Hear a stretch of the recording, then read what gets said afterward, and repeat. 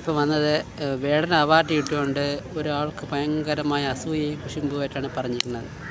വേറെ നല്ല ഒരാൾ അതിൽ പറഞ്ഞിരിക്കുന്നത് വേടൻ അവാർഡ് കിട്ടി, അത് എന്തുകൊണ്ട് സർക്കാർ അങ്ങനെ കൊടുത്തു ഇങ്ങനെ കൊടുത്തു എന്നൊക്കെയാണ് പറയുന്നത്. അപ്പോൾ പിന്നെ ഇത്രയും മാത്രം ഒരാൾ ഉയർന്നു വരുമ്പോൾ അസൂയയും കുശുമ്പുമുള്ള ഇത്രമാത്രം അസൂയയും കുശുമ്പുമുള്ള ആളിനെ നമ്മൾ ജീവിതത്തിൽ നമ്മൾ കണ്ടിട്ടില്ല.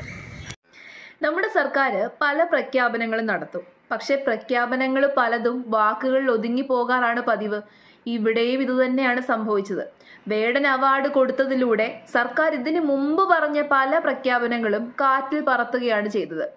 കേസിൽ പ്രതിയാക്കപ്പെട്ടിട്ടുള്ള പല കേസുകളിൽ പ്രതിയാക്കപ്പെട്ടിട്ടുള്ള ഒരു വ്യക്തി ഇപ്പൊ കറന്റ്ലി കേസ് നടന്നുകൊണ്ടിരിക്കുകയാണ്. അതിനകത്ത് പൂർണ്ണമായിട്ടും നിരപരാധിയാണോ അല്ലെങ്കിൽ പ്രതിയാണോ എന്ന് തെളിയിക്കപ്പെട്ടിട്ടില്ല.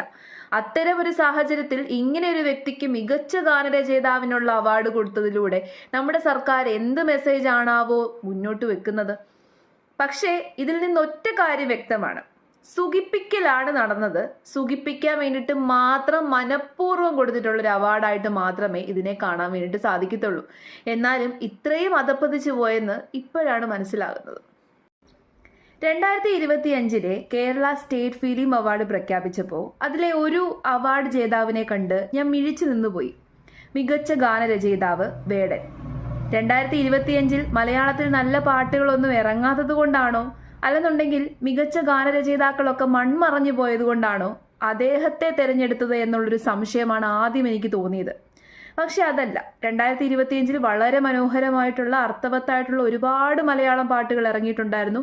അതിനൊക്കെ ഗാനരചയിതാക്കളും ഉണ്ടായിരുന്നു. പക്ഷെ അവരെ എന്തുകൊണ്ട് തിരഞ്ഞെടുത്തില്ല എന്നുള്ളൊരു ചോദ്യം ഇവിടെ ഉന്നയിക്കാൻ ഞാൻ ആഗ്രഹിക്കുകയാണ്.